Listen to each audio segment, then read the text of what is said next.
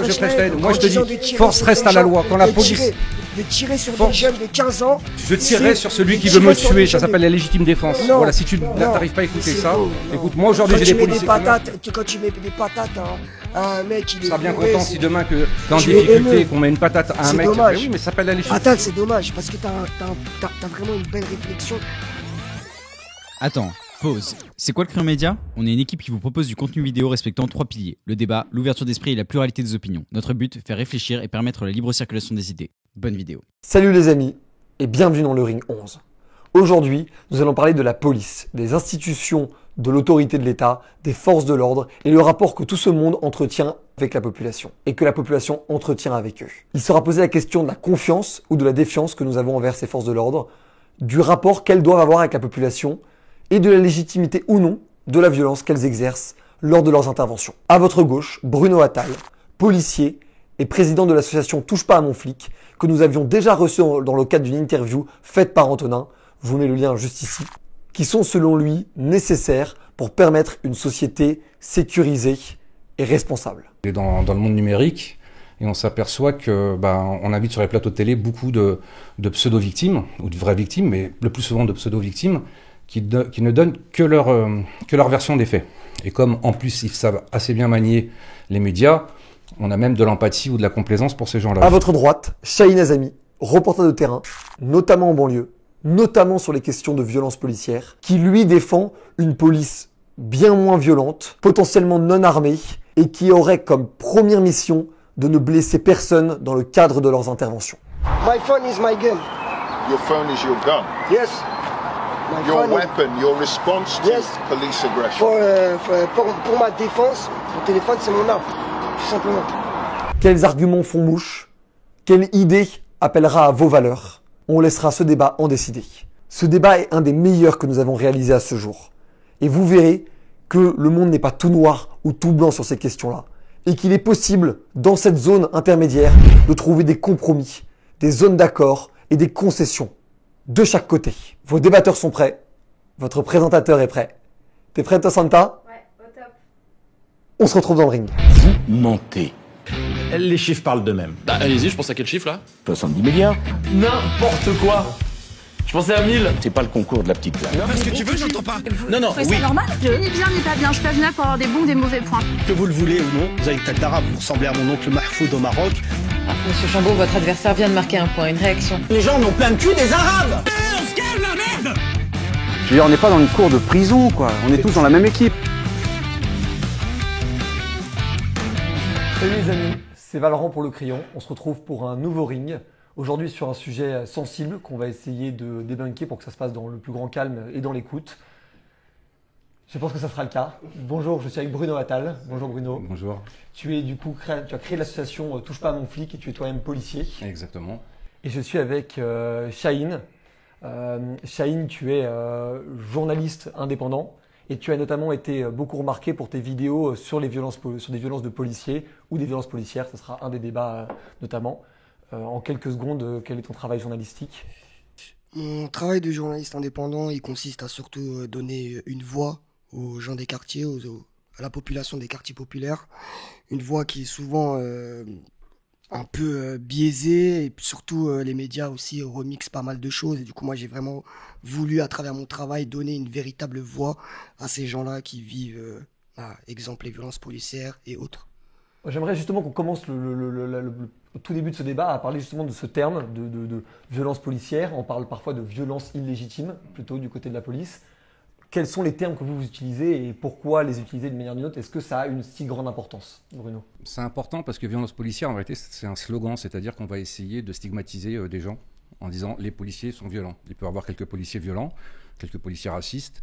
Moi qui suis policier depuis 23 ans, de ce que je constate, c'est que c'est une réelle, un tout petit fragment des policiers. En général, les policiers que j'ai rencontrés dans ma vie en 23 ans sont des gens formidables qui s'investissent dans un métier difficile, mal payé, avec pas beaucoup de considération, dans les cours dégueulasses, des choses comme ça. Alors effectivement, il peut y avoir des policiers marginaux qui pourraient être ou trop violents ou des choses comme ça. Effectivement, le débat contradictoire qu'on va avoir aujourd'hui, c'est tout simplement que d'après Chahine, ça serait plutôt la norme, alors que pour moi, ça serait l'exception, tout simplement. Tu penses que c'est la norme, la violence policière, les policiers violents? La norme, je sais pas, mais en tout cas, d'après ce que dit Monsieur Attal, il parle de brebis galeuses, si on est, Oui, si on bien est sûr, bien d'accord. il y en a. Ok.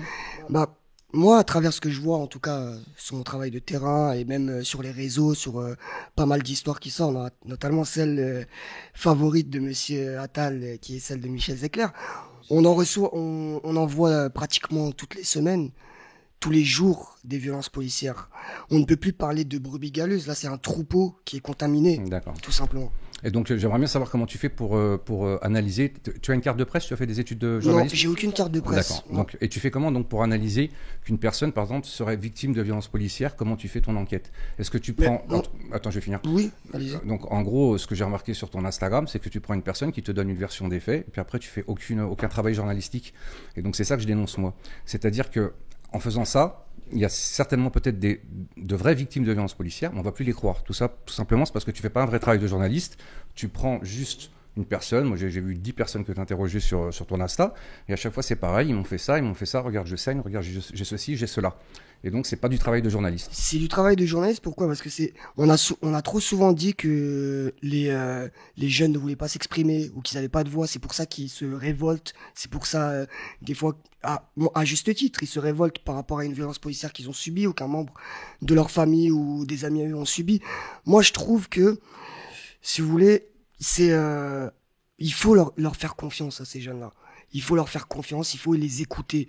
Ils ont été victimes depuis trop longtemps. Moi-même, j'ai été victime de choses. Personne m'a donné la parole. J'ai été victime de violences policières dès l'âge de 11 ans. Personne m'a jamais donné la parole. Et j'aurais été content qu'à mon âge, il y a des gens comme moi, aujourd'hui, qui viennent et qui me donnent la parole et qui me croient, surtout. Mais ce qui est bizarre, c'est que je finis, je t'ai laissé finir. Surtout qui croit à ce que je dis et qui retransmet mon message. Parce qu'aujourd'hui, vous parlez, enfin, je te tutoie, excuse-moi, toi, tu parles de l'affaire Michel Zecler. Mais, il y a pas que Michel Zecler. Ça date des années 60, des années 80.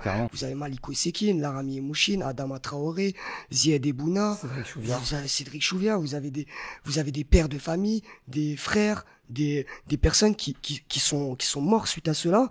Et on voit aussi très souvent dans l'actualité comme la BAC de Marseille qui sont condamnés pour des faits d'escroquerie, la BAC de Barbès condamnée pour des faits de raquettes sur des dealers, les policiers de la CSI 93 condamnés pour avoir fait la même chose que leurs collègues de la BAC de Barbès. Donc là, on parle de groupes de policiers, on parle pas de cas isolés, on parle de groupes qui ont été condamnés pour des faits. Et non, ils n'ont pas été condamnés. Justement, c'est ça, la BAC de Barbès, t'as pas été condamné. Si. Ben non, tu regarderas. Ils ont été condamnés. Non, tu as eu un ou deux policiers, mais encore une fois, c'est ça. Non, ils ont été condamnés. Je suis désolé de te contredire parce que je sais que toi, ton argument principal, c'est de dire aux gens qui mentent. Mais là, je te dis, tu as faux. Ils ont été condamnés. Si tu me laisses répondre, je vais te le dire. Alors d'abord, c'est quand même très bizarre, c'est que tu veux être le porte-voix des gens qui seraient en banlieue, mais 80% des gens qui sont en banlieue se comportent très bien, aimeraient vivre paisiblement et tranquille. Moi, je dirais plutôt, d'après mon travail, c'est 20 à 25% de tes brebis galeuses à toi, c'est-à-dire des gens qui vont plutôt être dans la délinquance, qui vont plutôt vendre du shit et qui vont emmerder tout le monde dans ces banlieues. Et moi, j'en viens de ces banlieues, tu vois. Et donc 80%, donc je peux pas être le représentant de ces 80%. Qui n'ont aucun problème avec la police. Voilà. C'est-à-dire qu'à chaque fois qu'il y a des gens qui se plaignent, dont toi, je remarque, il y a un point commun avec tous ces gens qui se plaignent, c'est que vous êtes tous connus défavorablement des services de police. Et ça, je trouve ça quand même assez bizarre. Je suis connu défavorablement Je sais pas, je te pose la question. Non, tu parles de moi, donc tu es en train d'insinuer que je suis connu défavorablement. Non, je te pose la question à toi parce que justement les autres. C'est une affirmation que tu viens de dire. Non, mais je te pose la question, je te dis tous, et ensuite je voulais venir à toi. C'est le point commun que vous avez tous, les gens comme toi. Oui, mais après il faut finir. On va finir, virgule. Allez, donc comme je ne te connais pas, est-ce que tu as eu des problèmes avec la police? Est-ce que tu c'est pas la question. Ah, c'est pas la question. On a tous eu affaire un jour au service de police. Non, pas moi. Moi, ayant toujours travaillé honnêtement, j'ai ma société, j'ai toujours travaillé honnêtement depuis l'âge de 15 ans et j'ai malheureusement eu affaire. Donc ça t'embête pas de dire si t'es connu ou pas des services de police, oui ou non? Mais la question n'est pas là. Mais c'est la question que je te pose parce que je voudrais avoir la crédibilité. Parce que tout à l'heure, attends, je vais finir parce que je t'ai bien laissé parler, je vais juste finir 2 petites secondes. Vas-y, je t'en prie. Tu parles des banlieusards comme si tu représentais la banlieue ou tu connaissais tous les banlieusards. Tu viens de quelle banlieue? 95. 95, où ça? C'est pas la question des origines. Non, que je te dis, pour savoir, parce qu'il parle de 80% des banlieusards comme s'il connaissait tous les banlieusards. J'arpente les banlieues depuis des années. Ouais, moi j'ai voilà, je vais à leur rencontre. J'ai fini. Je vais à leur rencontre. J'ai été pendant les révoltes de Sabri, j'étais à Argenteuil. J'ai été à Nanterre au Pablo Picasso. J'étais à Grigny il y a pas très longtemps dans le 91. J'étais dans le 93 à Aulnay-sous-Bois. J'étais même dans les quartiers de Paris il y a pas très longtemps dans le 20e arrondissement. Ils me disent tous la même chose, qu'ils soient des pères de famille, des mères de famille, de tout. Ils disent qu'il y a un problème avec la police. Il y a des policiers. On ne doit pas fréquenter les mêmes personnes. On fréquente pas parce que moi, 80% de gens, ils me disent qu'est-ce qu'on aimerait être tranquille avec ces voyous qui dealent en bas de chez moi. Qu'est-ce qu'on aimerait être tranquille. Et vous savez, moi, c'est autre chose. C'est quand je me fais contrôler par la police, et même des fois, je tombe sur un flip qui est con parce que là. Je peux finir maintenant. J'ai fini. Toi aussi. Donc, je vais finir. Moi, je trouve que ils ont tous le même discours, qu'ils soient père, mère de famille, blanc, noir, arabe. Ils me disent en tout cas que il y a un problème avec la police. Il y a une police qui est violente, il y a une police qui rentre dans les quartiers pour faire des rafles et ils se comportent de façon comme des criminels. D'accord. Alors j'aimerais poser une question dans ce cas-là, parce qu'on parle du coup tu parles de la violence qu'exerceraient les policiers sur une partie de la population. Cette violence, elle peut être légitime. La police a une légitimité. Aucune violence n'est légitime. Mais la police a dans le droit. Réviser le droit, alors. Une légitimité de la violence. La question, à mon avis, que toi tu dans ces cas-là, on parle pas de violence, alors. Non, mais dans ce cas-là. Ça s'appelle des violences illégitimes. C'est que se passe-t-il quand il y a des violences qui, justement, ne sont pas légitimées par de la délinquance ou autre, ou des violences qui dépassent le cadre des interventions? C'est comme, moi, je vais vous expliquer tout simplement. J'ai interviewé un jeune qui s'appelle Modibo, dans le 18e arrondissement. Il a été agressé par 2 policiers, dont un qui l'a traité de sale PD, sale enculé, je vais t'enculer. Des propos homophobes. Un contrôle qui est sûrement raciste, dû à sa couleur de peau, c'est un noir, mais aussi homophobe. Je vais finir. Tous les raccourcis, toi. Je vais finir. Donc c'est sur cette déclaration que tu. Je vais finir. Vas-y. Il s'est fait contrôler. Il s'est fait agresser. Il s'est fait frapper. Pour aucune raison. Il n'y a pas eu de tapage, il n'y a rien eu, parce qu'il n'est pas parti en garde à vue, ils l'ont même pas interpellé, ils l'ont même pas mis d'amende pour tapage, donc il n'y a rien eu. Il y a aucun fait qui ont été avérés, et même les policiers n'ont même pas mis d'amende pour. J'ai été l'interviewer, les vidéos ont tourné, ils ont fait des articles, les médias, j'ai été voir le petit. J'ai dit là, tu as de la chance, toi t'as des vidéos, il y en a qui n'ont pas eu de vidéos. Moi j'ai été frappé par des policiers menottés par terre, j'ai rien eu, pour aucune raison. Ils m'ont frappé, j'ai pas eu de vidéo, j'ai rien pu faire. Toi, t'as une vidéo où tu te fais agresser, tu te fais frapper, tu te fais insulter. Viens, il y a des avocats qui sont gratuits, on va porter plainte. Exactement, c'est ce qu'il faut faire, mon gars. Qu'est-ce qu'il m'a dit? Il a dit, je n'ai plus aucune confiance en la justice française. Tous mes amis ont déjà été victimes une fois, alors qu'ils n'ont rien fait. Ils ont été victimes des crimes policiers, des agressions policières.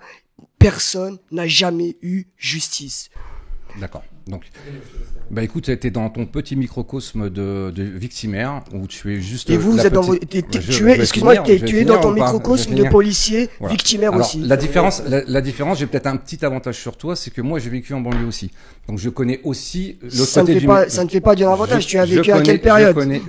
Je connais à ton aussi l'autre époque, côté. c'était pas la même époque. Non, je connais aussi l'autre côté du miroir. Et donc voilà. Donc encore une fois, de te victimiser en disant que voilà. Et en plus, ton travail n'est pas journalistique. Et c'est pour ça que tu sais, de faire des études, c'est important dans la vie. C'est même pas la question. La limite de la légitimité de la violence de la. La limite, justement, c'est très compliqué à gérer puisque de gérer la violence. Par exemple, tu vois un match de MMA ou quelque chose comme ça, tu peux avoir des morts même, des blessés dans la boxe, dans le judo, dans le rugby. Ce qui veut dire que c'est très compliqué de gérer la violence. Donc moi, dans mon métier de policier, je me suis très souvent battu, très souvent, parce que je faisais le 95, j'ai 11 ans dans le 95, et vraiment, j'ai été obligé d'employer la force strictement nécessaire. Et il y a des moments, tu peux pas savoir vraiment si tu es dans la légitimité ou pas, parce que je donnais un exemple à Villers-le-Bel, par exemple, où j'interpelle c'était un Turc, je me souviens, il avait un coup de taureau. C'est bien comment vous décrivez les gens. Il avait un coup de taureau, ouais, c'est une qualité. Tyson aussi, il a un coup de taureau. Enfin bref, c'est pour ceux qui font de la boxe. Bref. Et donc voilà, et donc je me bats avec lui pour l'interpeller. Bon, très très dur, parce que vraiment le mec était balèze. Et il y a un moment, donc il est à terre, et là il commence à avoir un petit regroupement devant la gare de Villers-le-Bel, je sais pas si tu connais. Et donc là, je sais que je me retrouve à terre avec lui. Il est là, et j'arrive pas à le menotter. Et donc il y a un moment, je prends la décision de lui mettre des patates dans la gueule. Tu vois? Voilà, et tu vois, c'est ça. Voilà. C'est une agression. Merci de dire exactement ça. Où est la violence? Moi, j'ai le monopole de la violence. Et donc, je dois interpeller cet individu qui a commis plusieurs infractions, des délits qu'il ne veut pas. Donc, jusqu'où la violence va aller? Est-ce que ces coups de poing sont légitimes ou pas? N'importe quel avocat ou n'importe quel juge te dira, effectivement, puisque je suis dans l'interpellation, il a fallu que je lui mette des patates. Donc, du coup, il sait qu'il était replié comme ça, il s'est caché. Donc, du coup, j'ai pu passer sur mon menotage. Et c'est là que je me dis que s'il y avait Shane dans le coin, il serait venu avec son portable, il m'aurait filmé en train de mettre les patates sur le mec. Bon, il aurait oublié de dire qu'il s'est frotté sur une gonzesse et qu'il a même éjaculé dessus. Bref, ça l'intéresse pas. Ce qui l'intéresse, c'est de voir le sang du mec que j'aurais frappé. Ce qui l'intéresse, c'est de voir un mec qui se plaint. Ensuite, il va faire sa belle interview sur Instagram. Oui, alors donc, t'es victime de violence policière. Oui, ils sont méchants les policiers. Et puis après, voilà, il n'y a pas d'enquête, il n'y a rien. Alors, je vais aller jusqu'au bout. Alors qu'on a une justice pour ça.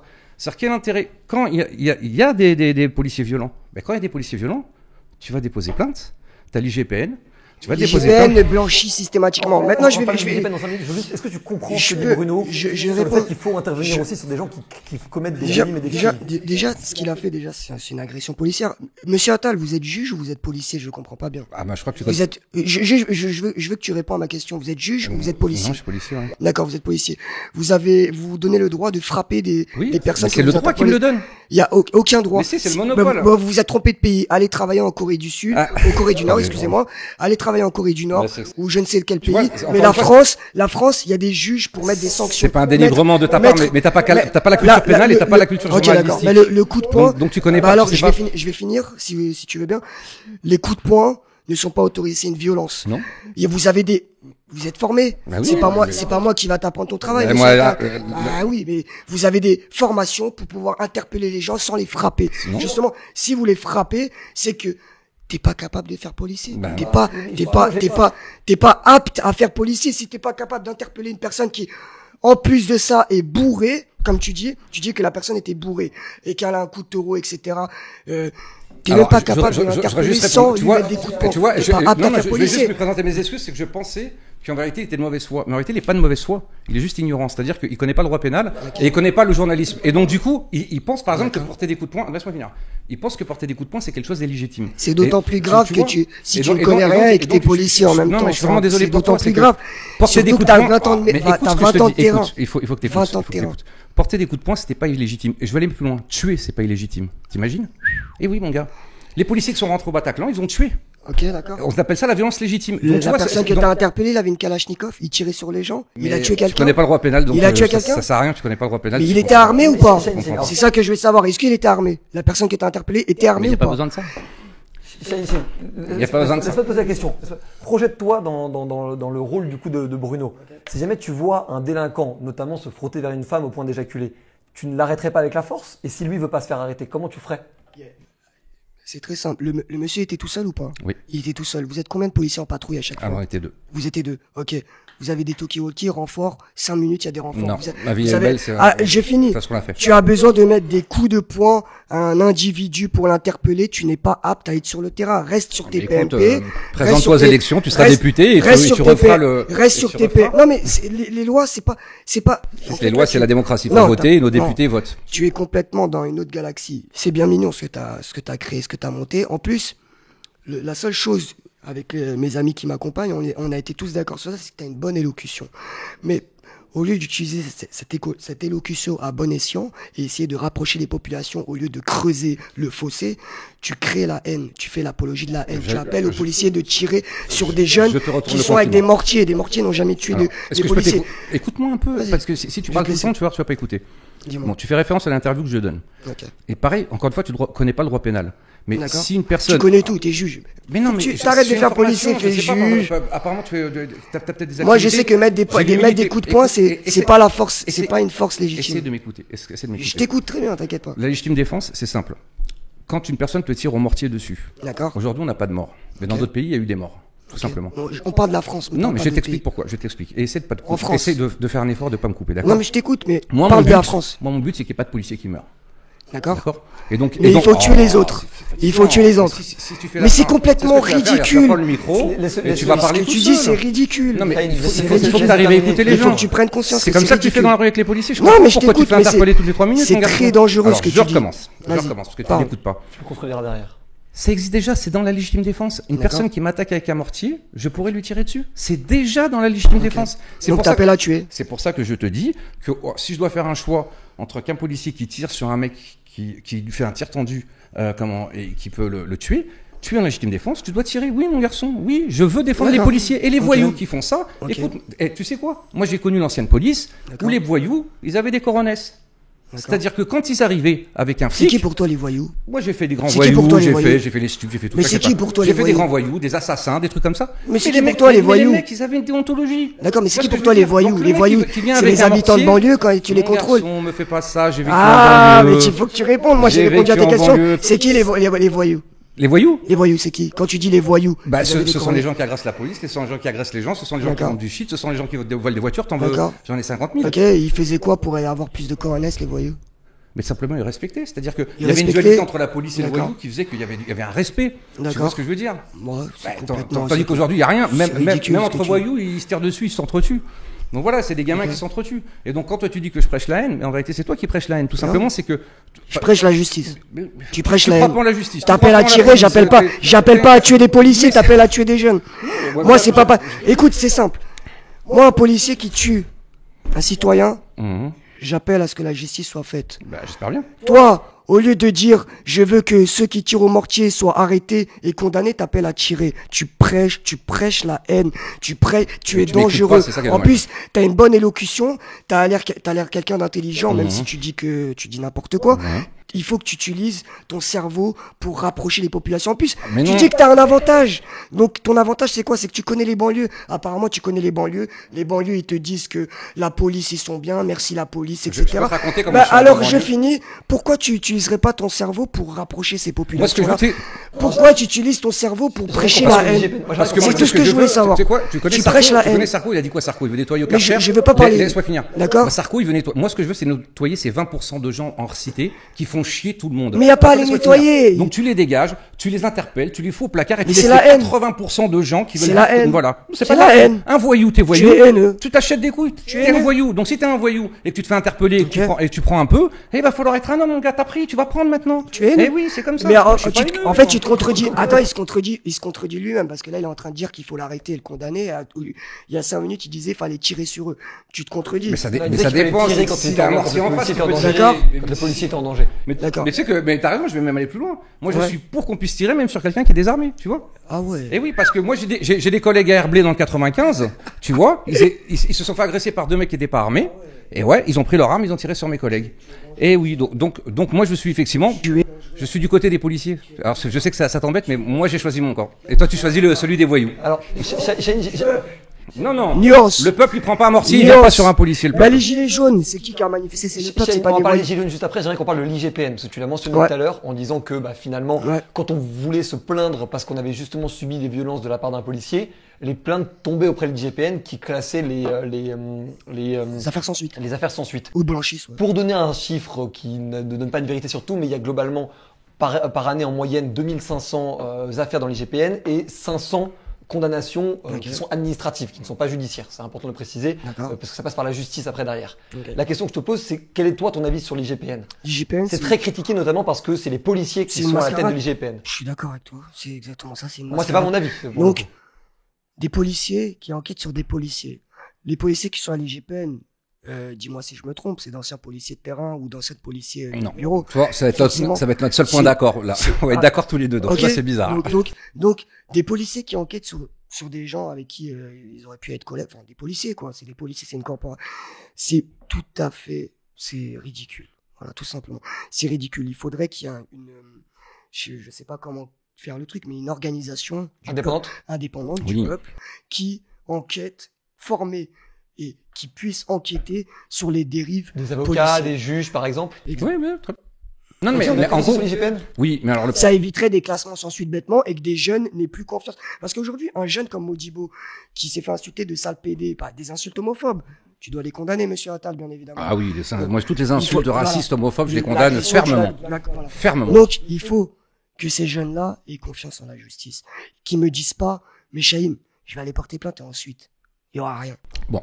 Alors, tu peux, sur l'IGPN. Je vais donner un truc sur l'IGPN.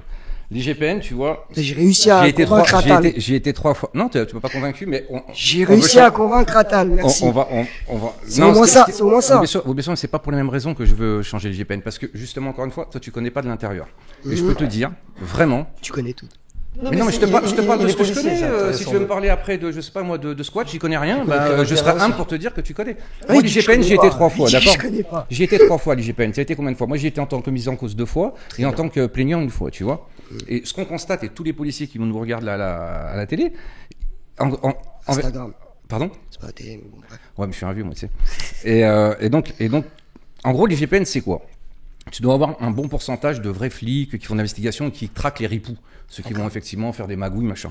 C'est un vrai groupe d'investigation. Et là, je vais me faire des ennemis, tu vois. Et t'as tous les nuls, tous ceux qui savent pas attraper les voyous. Alors tu sais où on les met? On les met à l'IGPN. Quand tu dis les voyous, c'est qui? Le voleur de voiture, le racaille, machin, tous les mecs qui vendent de la cam, tout ça. Donc tu dis que les mauvais policiers, on les met à l'IGPN? Exactement. Okay. Alors on met à l'IGPN les mauvais. Mais pourquoi ça d'ailleurs? Attends, parce que personne ne veut y aller. C'est intéressant. Donc, personne ne va aller à l'IGPN? Moi, j'ai pas envie d'aller taper sur du flic. J'ai assez de boulot déjà à me défendre. Donc, bref. Alors, je vais finir mon propos. Donc, du coup, là-dedans, ils te mettent des gens carriéristes, parce que quand tu vas à l'IGPN, tu prends ton grade plus facilement. Donc, toi, c'est des gens qui vont avoir des avantages en y allant. Moi, j'y étais 3 fois. Ils te parlent mal, ils te foutent tu te mets sur une chaise pendant 2 heures. Et ensuite, et là, il est pas au courant, je vais lui apprendre quelque chose, c'est que tu as 2 enquêtes à l'IGPN, tu as l'enquête administrative et l'enquête pénale. Et sauf que l'enquête administrative, c'est l'État. C'est le ministre qui te dit... Ministre de l'Intérieur. Voilà, mais ça peut aller jusqu'au président. Oui, mais par exemple, sur les gilets jaunes, tu vois, ça gueulait, ouais, il y a plein d'éborgnés, machin. Bon, alors écoute, on va te faire un truc à la l'IGPN. Donc les mecs, tu sais, les carriéristes, ils vont y aller, tu vois. Ils vont te dire, bon, écoute, il va falloir nous mettre des flics en garde à vue parce qu'il y a l'opinion publique là qui est en train de se lever, tu vois. Et donc, du coup, ils te font des enquêtes à charge, des trucs comme ça. Et donc, voilà, et en tout cas, à l'IGPN, c'est pour ça qu'on veut les changer. Et en plus, comme effectivement, grâce à Chahine, on a inventé la violence policière, tout ça. Donc, du coup, effectivement, maintenant, la population, parce qu'ils ont gagné le combat des médias, c'est pour ça que maintenant, je sors mon truc, c'est que, effectivement, maintenant, il y a un doute. Et donc, effectivement, maintenant, je me dis, eux, ils pensent qu'il y a de la collusion. Alors que nous, on peut pas les blairer l'IGPN et eux peuvent pas nous blairer. Parce que, comme je te dis, c'est pas les bons, c'est tous les nuls. Donc voilà. Donc du coup, nous, on veut le changer, mais pas pour les mêmes raisons. Tout simplement, effectivement, de mélanger. Tu vas les changer pourquoi? Tu vas les changer pourquoi? Mais parce qu'ils travaillent à charge en général. Et surtout, ils sont pas bons. Tu vois, dans l'affaire Zéclair, ils devaient tout de suite voir que les policiers étaient enfermés à l'intérieur. Tu vois, ils auraient dû faire leur boulot. Mais comme il y avait une pression médiatique. Mais lui, attends. Non, monsieur, ils sont encore innocents. Excuse-moi, Valran, je peux répondre? Bien sûr, bien sûr. Ouais. Donc, en fait, Monsieur Attal. Alors, pour au compte, du coup, avoir une IGPN. Appelle-moi Bruno. Juste, pour au compte, avoir une IGPN composée T'es obligé d'avoir des policiers ou des gendarmes, tout simplement, c'est que la procédure pénale, faut la connaître. Tu serais pour rajouter d'autres personnes que des policiers? Oui, des avocats, des assos, n'importe quoi. C'est-à-dire que si ça peut donner de la crédibilité, parce qu'effectivement, et là, je peux lui donner raison. Comme aujourd'hui, ils ont gagné la bataille des médias, donc du coup, même l'opinion publique se dit, mais peut-être que. Effectivement, il y a une connivence avec l'IGPN et donc du coup, je peux comprendre que le grand public y croit. Très bien. Toi, Consigny, par exemple, il y croit qu'il y a une collusion. Alors, je peux te dire que c'est des flics, mais qui adorent se faire du flic. Pour revenir à ce que tu disais sur l'IGPN, tu es très fort en disant que j'ai raison, mais j'ai raison en retournant la sauce à ta manière. Moi, je dis que ils blanchissent systématiquement, et toi, tu dis qu'ils condamnent systématiquement. Non, pas condamnent, ils sont pas juges. Ils font des non, mais enfin. Tu vois ce que je veux dire? En gros, ce que disait Bruno, sans blanchir ta parole, c'était qu'en fait, ils choisissent qui blanchissent et qui blanchissent pas. Non, t'as pas compris. Et c'est ça que, d'abord, la probabilité. Lui, il comprend tout, nous. La probabilité, oui, on a un avis, qui n'est pas, on n'a pas le même avis, forcément. Mais, ce qui est bizarre, c'est qu'il parle de beaucoup de choses qu'il ne connaît pas. Parce que, est-ce que t'as été combien de fois l'IGPN en tant que victime ou auteur? 0. Donc, c'est pour ça que je te dis que tu ne connais pas l'intérieur. Et je te dis l'intérieur. Mais, Bruno, tu connais tout, je ne connais rien. Je n'ai rien à faire en face de toi. Mais non, je connais la police, je sais pas. Je connais le monde de la police, je m'en excuse. Je suis très content de ce débat. Ouais, c'est d'après ce que M. Attal dit. En fait, moi, je ne connais rien. En fait, le problème avec M. Attal, c'est ce que j'ai remarqué en regardant ses vidéos, quand tu m'avais invité, j'ai regardé un peu ce qu'il fait. Et j'ai été fasciné quand j'ai annoncé sur mon Instagram que j'allais débattre avec Monsieur Attal, la grande star de TPMP. Ils m'ont dit, oh, tu vas te régaler. J'ai dit pourquoi? La plupart, je te montre les messages, une rafale, j'ai pas pu répondre à tout le monde. Tu vas te régaler parce que ce mec, il est fascinant. Il a une éloquence incroyable. Il a l'air d'avoir une réflexion qui est quand même poussée. Mais le problème, c'est qu'il a aucun argument. Ses seuls arguments, c'est que tu connais rien, t'es un menteur, c'est un complot. Point barre. Bah écoute, du coup, il n'y a plus de débat. Menteur, je connais rien, soit je connais rien. Alors, tu connais pas la procédure pénale et tu me parles de procédure pénale. Je ne connais rien. Tu connais tout. Pas là pour faire le bilan des compétences de chacun, ni même le mien. J'aurais pas envie forcément qu'on fasse le mien également. Mais du coup, j'aimerais que vous posiez une question par rapport à ça. On avait reçu Alexandre Langlois, qui est du coup président du syndicat Vigipolice, et qui nous avait parlé, et c'est un avis qui peut-être vous intéressera tous les deux parce qu'il est un peu entre vous deux à ce niveau-là. Il disait que lui, il mettait même pas la faute sur les policiers, mais il mettait la faute sur la hiérarchie politique des policiers, notamment dans les affaires des Gilets jaunes. Et j'en rajouterais. Qu'est-ce que toi tu en penses de ça? Est-ce que du coup la faute n'est pas forcément sur les policiers, mais aussi sur les politiques? On peut pas dire pas forcément. Elle est aussi là. Elle vient aussi de la part des politiques. Le problème, c'est que les gens comprennent pas. C'est que c'est trop complexe. Moi, je mets pas la faute sur le policier raciste, violent, etc. C'est une institution. C'est peut-être ce que certains pensent. C'est ce que certains pensent, mais moi je dis que c'est l'institution.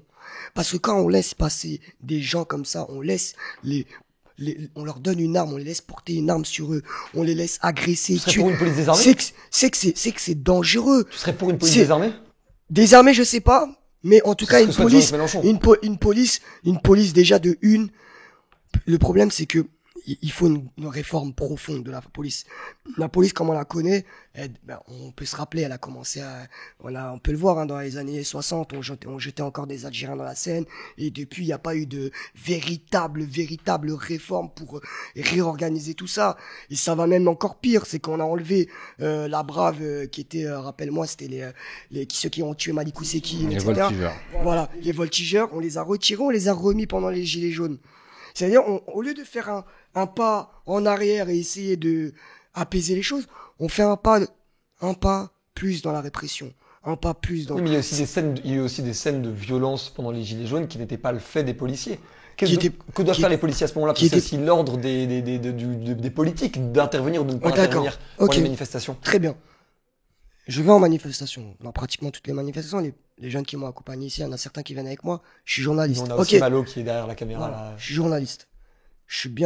On voit que je suis journaliste, j'ai ma caméra avec moi. On m'a déjà tiré à plusieurs reprises au LBD alors que j'ai ma caméra et je filme. Des collègues à moi, journalistes, ont déjà été visés par des grenades de désencerclement. Ils ont déjà eu la jambe déchiquetée. D'autres journalistes il y a des gens, des mamies, des papis qui ont été éborgnés par des tirs de LBD. Oui, Jérôme Rodriguez, notamment. Il faut qu'au bout d'un moment, en fait là, je vais stopper court. On est en train de rigoler depuis tout à l'heure. On rigole bien, c'est marrant. On est en train de s'amuser. On est dans le 16e arrondissement. Aujourd'hui, il y a des morts. Il y a eu des morts. Dans la police aussi, ouais. Non, je finis. Il y a eu des morts. La police, ils font un métier. Oui, ils peuvent mourir. Je finis. Un jeune de quartier, il faut se réveiller un peu. Le policier, il y va, il est formé, il sait à quoi s'attendre. Il sait que c'est pas un métier. Sinon, il va. Peut même plus mettre de coups de poing avec toi. Sinon, il va. Il est désarmé, il peut plus mettre de coups de poing, on peut plus faire des sinon, étranglements. il fait plombier. Je finis, je rigole pas. T'as l'air d'avoir un sourire narquois. Mais je finis.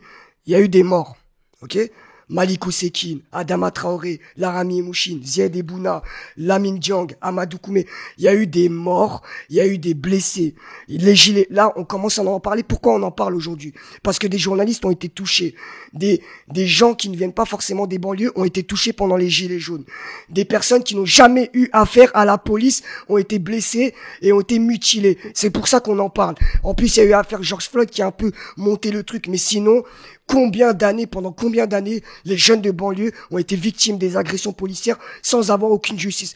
Combien d'années ils se sont révoltés pour avoir justice et ils n'ont jamais eu aucune justice? Aujourd'hui, je suis face à toi, c'est parce que des gens qui viennent de campagne et tout ont été touchés, des gens qui ont jamais eu affaire à la police ont été touchés, des journalistes ont été touchés. Si aujourd'hui, il n'y aurait pas eu l'histoire des gilets jaunes, etc., j'en suis sûr que je ne serais même pas là pour en parler. Et l'histoire des violences policières, elle serait au même stade que les années 80, on n'en parlerait jamais. Donc il faut arrêter de se voiler la face, monsieur Attal. Tu as des compétences, il faut que tu te réveilles et que tu arrêtes de creuser le fossé entre la population. Tu as une compétence, essaie d'utiliser ta compétence pour rapprocher les populations et arrêter d'appeler à tirer sur les gens, appeler à tuer des gens parce que tu portes un message haineux. Alors, merci. Shane, Je pense que tu es plutôt sincère finalement. Au début, je pensais que tu n'étais pas sincère. Je te sens sincère, mais je pense que tu te trompes tout simplement. Tu vois, par exemple, je pense aussi que tu te trompes. Voilà. Donc voilà. Et l'important, si toi, par exemple, tu me sors des noms, tout ça, on a une justice qui travaille. Il y a des mauvais policiers qui ont certainement fait des erreurs, qui ont même tué. Ils sont partis en prison. Et voilà, on appelle ça la justice. Donc maintenant, toi, si tu veux me parler des Gilets jaunes, je peux t'en parler des Gilets jaunes. Les Gilets jaunes, c'est le pouvoir en place qui a tout simplement envoyé des policiers qui étaient pas formés, tout simplement, et qui, sur les 32 éborgnés, laisse-moi finir, sur les 32 éborgnés, il n'y a pas 32 victimes, mon grand. D'accord. Sur les 32 éborgnés, tu as des black blocs, tu as des gens violents, et tu as des vraies victimes. Okay, d'accord. Et donc, quand tu es dans une manif où la police te demande... Jérôme Rodriguez, c'est un black bloc. Mais Jérôme, je la connais tellement bien son affaire, il a refusé un débat avec moi, Jérôme Rodriguez. Okay. Donc tu vois, il est parti, il veut faire de la politique, et il va gagner des sous, il va être content. Alors dans ce cas-là, pour rebondir là-dessus, moi j'aimerais qu'on passe le pas et qu'on sorte de la logique justement de un peu chacun son camp et tout ce qui est avec, et j'aimerais qu'on comprenne comment on peut améliorer les choses. Parce que je pense que la plus grande question que se pose la population, c'est en fait celle-là. Je pense qu'il n'y a personne qui conçoit un pays sans police. C'est absolument inconcevable. C'est une forme d'anarchie s'il n'y a pas de police. Et d'un autre côté, trop de gens, tu dis parfois manipulés médiatiquement, c'est ton point.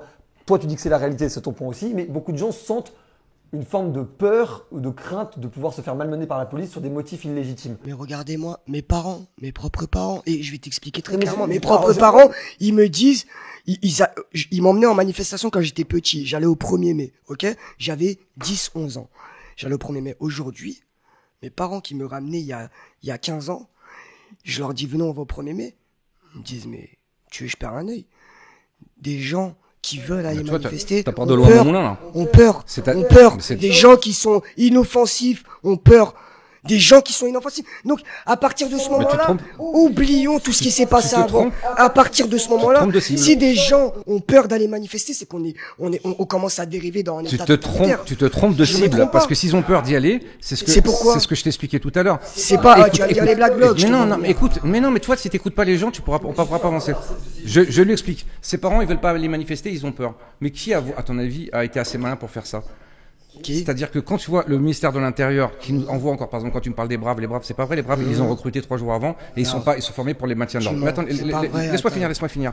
Et quand ils ont laissé charger, ils ont laissé rentrer les black blocs, tout ça, pourquoi? Pour que tes parents, ils aient plus manifester l'année prochaine. Non, mais c'est pour ça que je te dis. J'y suis en manifestation. Tu parles de tes parents il y a 2 secondes. C'est pour ça que, réfléchis un peu. Ce que t'as pas compris, c'est que dans ces histoires, il y a 2 victimes. Mais attends. Écoute ce que je te dis. Dans cette histoire, il y a 2 victimes. Il y a les borgnés et il y a le flic. Parce que le flic, c'est pas lever le matin pour faire du mal à quelqu'un. Quand tu rentres dans la police, c'est pas pour faire du mal à quelqu'un. Donc tu te retrouves acculé avec du maintien de l'ordre. Il y en a, ils rentrent avec une haine viscérale. Écoute, non, qu'on est tous très méchants et toi t'es très gentil. Non, on essaie de comprendre et de trouver. Et voilà, il y en a. Donc moi je te dis que quand tu es policier, tu te lèves pas le matin pour éborgner quelqu'un. Donc on s'est retrouvé dans des manifestations ultra violentes avec des gens avec qui on a donné un ordre de dispersement qui ne sont pas dispersés. Il y en a qui ont chargé. Et il y a aussi des victimes collatérales. Et il y a des enquêtes à faire effectivement. Mais il n'y a pas 32 victimes. Moi je te le dis. C'est faux, Attal. Regarde, dans l'histoire du Burger King, les gens qui ont été tabassés dans le Burger King pendant les Gilets jaunes, il faut que t'arrêtes un peu de te voiler la face. Chahine, Bono, moi j'aimerais qu'on se pose la question de comment on peut améliorer la situation. Parce que là, je pense qu'on a vraiment fait le tour aussi d'une bonne partie des causes et des problèmes que chacun voit de son côté. J'aimerais qu'on se pose la question et de ce que pourrait faire la police pour améliorer au-delà même de son image, son champ d'action, et de la population aussi, qu'elle soit de quartier, de campagne ou de ville. Très simple. Comment on pourrait nous faire en sorte que la police ait plus confiance en nous peut-être? Très simple. Et comment la police pourrait donner plus confiance en la population? Très simple. Moi dans ma cité, je vais te parler très clairement. Dans ma cité, il y a des policiers. C'est pas la majorité, rassure-toi.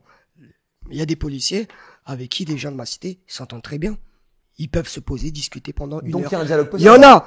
Maintenant je finis. Il y a un dialogue possible, mais le problème, c'est que des gens comme Attal, il creuse le fossé, il appelle à la haine, il fait en sorte que ça se passe mal. S'il utiliserait sa belle connaissance, parce qu'apparemment il connaît plein de choses, il peut faire juge, avocat, médecin, les présidents peut-être, pourquoi pas. Patience. Il peut faire beaucoup de choses grâce à ses connaissances, puisqu'il connaît beaucoup de choses. Il utilise ses connaissances et son joli syndicat à essayer de rapprocher les populations et essayer de faire en sorte que les choses se passent mieux, parce que moi, les jeunes de ma cité, quand ils parlent de mon travail et tout, ils me disent, mais Chêne, nous, exemple, nous, on les appelle avec leur blase, tu vois, exemple, Michou, enfin, je vais dire une connerie, mais exemple, pour pas les viser directement, mais exemple, Michou, nous, on s'entend bien avec lui, c'est un bon exemple, hein. Lui, on s'entend bien avec lui. Lui, il vient, il nous check, vas-y, des fois, il voit, on est là, on fait un peu de bruit et tout, il vient, il me dit, vas-y, les gars, rentrez tranquille, faites un peu moins de bruit et tout. Il vient pas, comme c'est déjà arrivé avec la BST de Sergi, gazeuse à la main, dégagez sinon vous gaz. Est-ce que c'est des manières de faire ça, tu vois? C'est pour ça, il y a une différence. Que pourrait faire la population pour retrouver aussi la confiance de la police? Mais la population a confiance en sa police. On a peut-être 80% de gens qui sont... C'est faux. Mais c'est des voyous.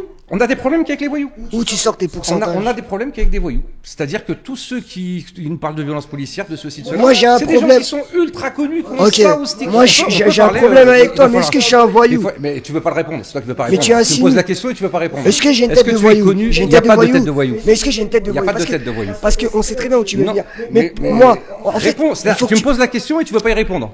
Descends, c'est marrant, toi. Redescends de ta planète. Tu me On poses peut la être question. contre les violences policières et pas être un voyou. Est-ce que tu es connu? Non, réponds à ma question. C'est tout le temps réponds à ma question. C'est-à-dire que les gens... Mais tu rigoles ou quoi? Les gens qui ont pas de problème avec la Attal, police, qui respectent la loi... Je vais parler parce que comme tu me coupes tout le temps, mais j'aimerais bien parler un peu. Bruto Attal, il y a des journalistes qui ont jamais eu affaire à la police, ils ont des problèmes maintenant, ils dénoncent les violences policières. Est-ce qu'ils sont connus ça? Mediapart, qu'ils aillent à l'Outsider, qu'ils fassent du pognon sur ton dos, et tu seras super content. Oui, mais comment faire en sorte de retrouver ce lien de confiance? Mais il n'y a pas besoin d'avoir un lien de confiance avec des voyous. Le mec te déteste. Il n'y a pas 20% de la population française qui sont des voyous. Non, encore heureux.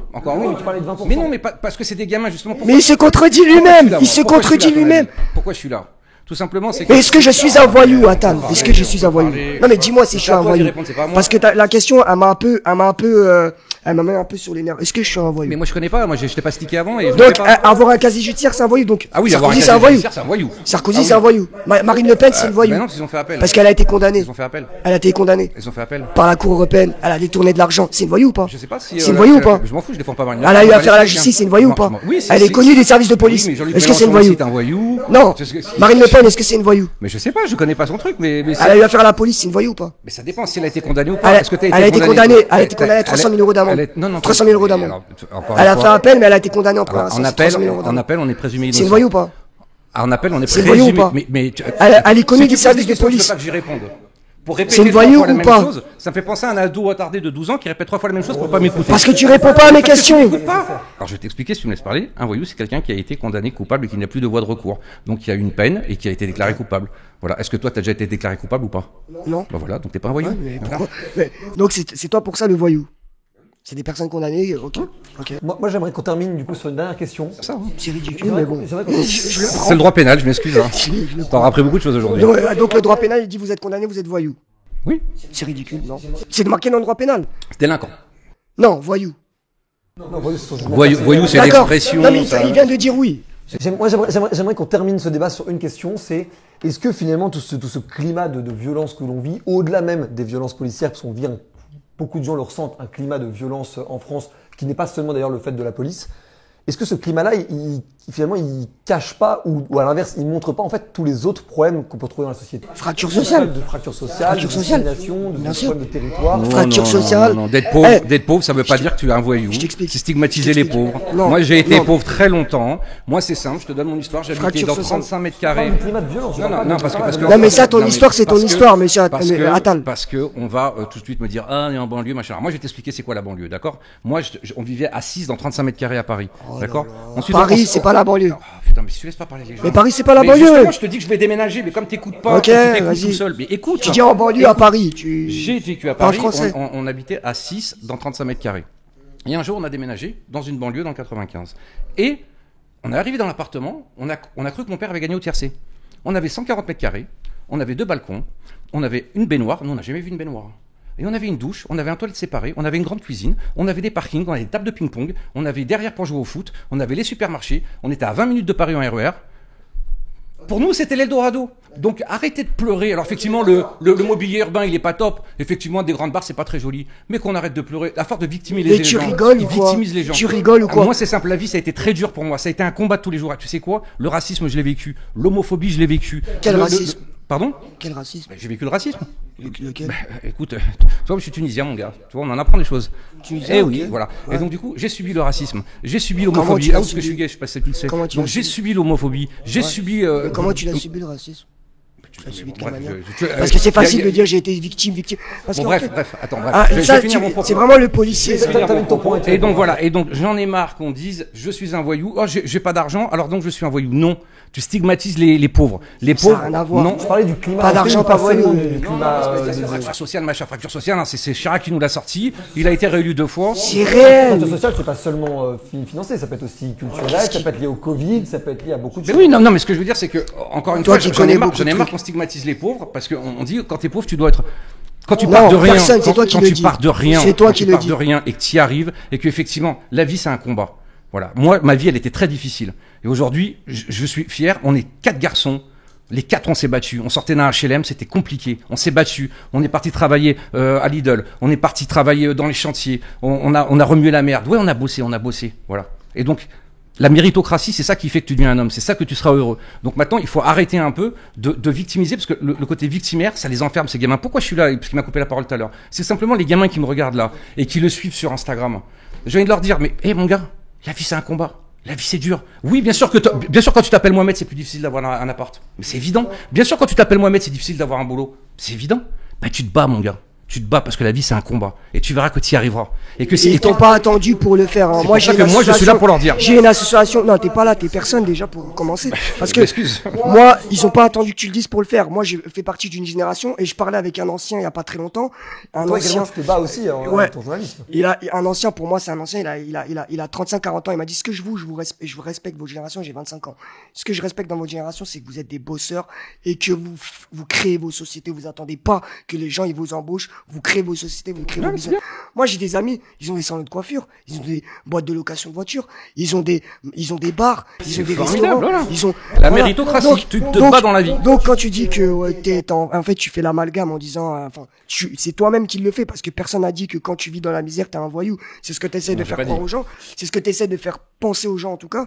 Mais moi, en fait, déjà, pour revenir à ta question des débuts, c'est la fracture sociale, pour rapprocher les gens. En fait, ton combat, Bruno, il sépare plus qu'il rassemble.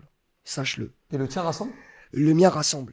Parce que moi, un policier qui est bon, il y a aucun souci pour que je vienne. Tu estimerais combien le pourcentage de bons policiers, mauvais policiers, toi, à peu près? Non, mais de ton expérience propre? T'es le premier à dire d'arrêter de te couper la parole, mais tu me coupes la parole à chaque fois. Laisse-moi finir. Moi, il y a aucun souci. J'ai aucun souci avec un policier qui fait bien son travail, qui me respecte. J'ai déjà eu affaire à des policiers j'étais en voiture, j'ai oublié de mettre mon clignotant. Il me contrôle, il me dit, vas-y, t'as tes papiers, t'es en règle, t'es sympa. Vas-y, le clignotant, on oublie. C'est un policier correct. Et j'ai aucune honte. Donc si tu verbalises pas, il est correct. Non, c'est un policier qui va pas Et si t'avais verbalisé, il serait pas correct? S'il m'aurait verbalisé, il fait son travail. Mais le fait qu'il fasse ça, ça prouve que déjà, il est dans une démarche, voilà. D'empathie, il est dans une démarche positive. Oui. Toi, tu es dans une démarche négative. Si tu savais le nombre de mecs que j'ai laissé partir. En fait, le truc, c'est que t'as l'air sympa. C'est-à-dire, moi, si je sais pas que t'es policier, je sais pas que tu fais partie d'un syndicat qui prêche la haine, eh ben, je te croise dans la rue, je te dis, viens, on va regarder le match tout à l'heure. Mais le problème, c'est que t'as l'air très sympa, mais tu prêches la haine, tu prêches la division. Et c'est dangereux. Et toi, t'es un mec génial qui adore tout le monde et c'est le monde de lui. Je suis quelqu'un qui accepte. Ça fait 40 ans que des mecs comme toi, je les côtoie, et c'est toujours. Des mecs comme oui, moi, c'est-à-dire qu'ils me disent que toi, t'es dans le des mecs comme toi. Bah, c'est ce que t'es en train de me dire. Non, mais c'est quoi, des mecs comme toi? C'est les mecs qui me disent que moi, je prêche la haine. Alors moi, j'essaie de trouver des solutions. Mais tu prêches la haine, tu prêches la division, Attal. Mais tu le fais. Mais c'est quoi? Tout le monde est. Tu lances des trucs comme ça et t'argumentes pas. Mais tu prêches la haine en disant de tirer sur des gens, de tirer sur des jeunes de 15 ans. Je tirerai sur celui qui veut me tuer. Ça s'appelle la légitime défense. Voilà, si tu n'arrives pas à écouter ça.